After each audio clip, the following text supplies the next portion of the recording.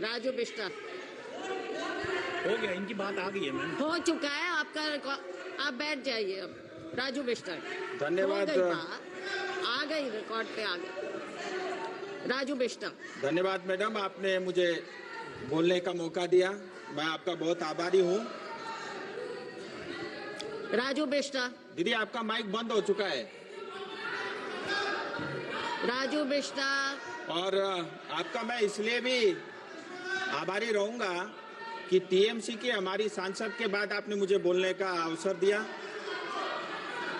और सबसे पहले राजू बिष्टा, मैं मैडम 2024-25 का जो सप्लीमेंट्री डिमांड फॉर ग्रांट्स है और साथ ही 2021-22 का जो एक्सेस ग्रांट है और मणिपुर का जो बजट है उस पे बोलने के लिए मैं खड़ा हूं।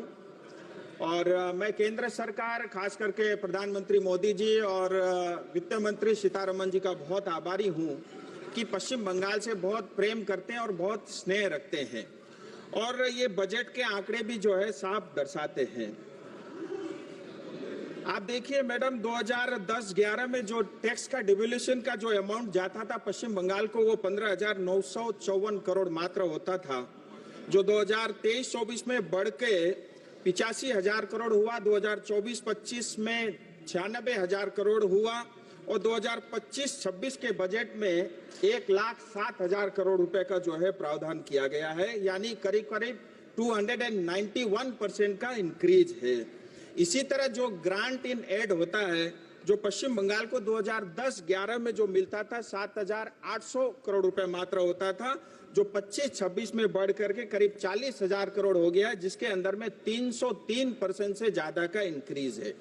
मैं आभारी हूं केंद्र सरकार का, लेकिन मुझे ये बताते हुए तकलीफ भी है कि जो केंद्र सरकार पैसा जो है पश्चिम बंगाल की 10 करोड़ जनता को भेजती है, वो पैसा जनता तक नहीं पहुंचता, क्योंकि हमको जो मुख्यमंत्री मिली है वो एक जादूगर है और जादूगर मुख्यमंत्री पश्चिम बंगाल को मिला है। इसकी वजह से ये लाखों करोड़ रुपया जो है जनता तक नहीं पहुंचता। ये मैं आपके माध्यम से जो है सदन के पटल पे रखना चाहता हूं। और ये हमारे जो जादूगर मुख्यमंत्री है, कहाँ कहाँ हमारे पैसे जो है दबाए जाते, खाए जाते, मैं आपको बताना चाहूंगा। मैडम, ये लोग श्रमिक यानी गरीब टी गार्डन वर्करों का जमीन खा गए। टी गार्डन में काम करने वाले 5 लाख से ज्यादा आदिवासियों के बोनस का पैसा भी ये खा गए। सिंकोना बगान जो अंग्रेज ने जो है प्लांटेशन के लिए लगाया था, जहां मेडिसिन बनते थे, वो पूरा तरह जो है टीएमसी सरकार खा गई। ये लोग चिट फंड का घोटाला और उसका पैसा भी खाते हैं, टीचर्स अपॉइंटमेंट और रिक्रूटमेंट का पैसा भी खा जाते हैं, नदी बालू खा गए और हमारे जंगल भी ये लोग खा गए। इतना ही नहीं, प्रधानमंत्री ग्राम सड़क योजना, प्रधानमंत्री Awas Yojana, rural infrastructure development fund, जल जीवन मिशन का पानी ये लोग पी गए, बॉर्डर एरिया डेवलपमेंट फंड का पैसा ये लोग खा गए। और इतना ही नहीं, मनरेगा का पैसा जो पश्चिम बंगाल की जनता को भेजा था, इन्होंने बांग्लादेशियों को दे दिया। इन्होंने राशन का घोटाला किया, इन्होंने डिजास्टर का जो सालाना केंद्र सरकार का 1200 करोड़ का बजट रहता है, वो पैसा भी ये लोग खा गए। इतना ही नहीं, कोयले में भी ये चोरी करते और पहले कोयला का पैसा भी खा जाते हैं। ये इतना जादूगर वाला ये सरकार पश्चिम बंगाल का है। मैडम, मैं आपके माध्यम से एक बहुत इंपॉर्टेंट विषय सामने रखना चाहूंगा। अभी पश्चिम बंगाल असेंबली में जो है वहां पे बजट पास हुआ और 3 लाख करोड़ से ज्यादा का बजट वहां पे रखा गया। लेकिन उसी बजट में एक घोषणा हुई टी गार्डन को लेकर के कि जो टी गार्डन की जो वर्करों की जमीन है, उसको 30% जमीन जो है नॉन टी पर्पस के लिए और टी टूरिज्म के लिए डाइवर्ट करने का प्रावधान रखा ममता दीदी की सरकार ने। मैं इसका पूरी तरह विरोध करता हूं और तमाम दार्जिलिंग तराई डूवर्स की जनता इसका विरोध करती है। और इसके कारण जो हमारे मूल आदिवासी मूल निवासी है, जहां गोरखा, राजवंशी, आदिवासी, टोटो, मेचे, राबा, बंगलाभाषी, हिंदी भाषी जो मूल निवासी है, उनके ऊपर सीधा सीधा जो आघात है।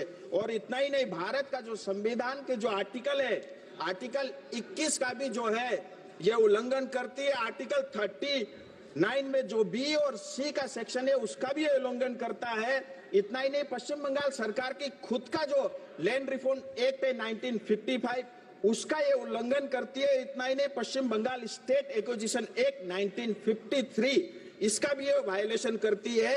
और टी एक्ट 1953 के अंतर्गत भी जो है कभी भी जो है टी बोर्ड से और उस मिनिस्ट्री से बगैर परमिशन के आप जो है लैंड को डाइवर्ट नहीं कर सकते, उसका भी ये उल्लंघन करते हैं। और मैं आपको और बताना चाहता हूं, इस जमीन की असली मालिक जो है हमारे श्रमिक माता पिता और भाई बहन है। मैं आपको इतिहास में लेके जाना चाहूंगा। दार्जिलिंग तराई डूवर्स का क्षेत्र जो है 1861 से लेकर के 1870 तक ये रेगुलेटेड एरिया होता था। 1870 से लेके 74 तक ये नॉन रेगुलेटेड एरिया होता था। 1874 से 1919 तक शेड्यूल्ड डिस्ट्रिक्ट होता था। 1919 से लेकर के 1935 तक बैकवर्ड ट्रैक होता था। और 1935 से लेकर के 1947 यानी आजादी के समय तक पार्शली एक्सक्लूडेड एरिया होता था। नॉर्थ ईस्ट में जितने भी प्रदेशों में ये प्रावधान था, आगे चल के सारे जो है वो क्षेत्र अलग अलग राज्य या स्टेट या यूटी बने। लेकिन 1954 एब्जॉर्ब एरिया एक्ट के अंतर्गत जो है हमें पश्चिम बंगाल का हिस्सा बनाया गया। मैं इतिहास में मैडम को जरूर बताना चाहूंगा कि इतिहास की जानकारी रखे। और पश्चिम बंगाल सरकार हमारी जमीन की मालिक नहीं है, वो मात्र केयरटेकर है और मालिक हमारे श्रमिक है। मैं सदन से टीएमसी को बताना चाहूंगा, एक और आंदोलन का आमंत्रण आप कृपया करके न करें। हमारे साथ अन्याय हुआ है। हमने बार बार भारत सरकार से ये मांग की है कि हमारे साथ न्याय हो। भारत के संविधान के अंतर्गत दार्जिलिंग तराई और डूवर्स की जनता को न्याय मिलना चाहिए। जल जीवन मिशन बहुत अच्छा कार्यक्रम भारत सरकार ने लॉन्च किया है। मुझे बताते हुए खुशी है, सिर्फ दार्जिलिंग कॉन्स्टिट्यूएंसी के अंदर में 714 प्रोजेक्ट के लिए 2450 करोड़ रुपया, यानी पश्चिम बंगाल के एक जिले को 2450 करोड़ रुपया जल जीवन मिशन के लिए भारत सरकार ने दिया। और इस मिशन का नाम था हर घर जल। लेकिन पश्चिम बंगाल में जाकर के ये जो स्कीम का नाम बदल करके हर घर नल हो गया, क्योंकि नल तो लग गए, पानी उसमें है ही नहीं। और आंकड़ों में 54% जो है हाउस होल्ड को इन्होंने टैप वाटर से जोड़ा, ऐसा कागजों में है। लेकिन 20% भी काम नहीं हुआ है। सारा जल का पानी भी टीएमसी सरकार खा गई। हाल ही में केंद्र सरकार ने थर्ड पार्टी इंस्पेक्शन के थ्रू ऑडिट किया था। मैं केंद्र सरकार से निवेदन करता हूं कि जो हमारी हिस्से का पानी का पैसा है वो हमारी जनता को मिले, और जिस सरकार ने, जिस कॉन्ट्रैक्टर ने भ्रष्टाचार किया है उसको जेल के अंदर डाला जाए।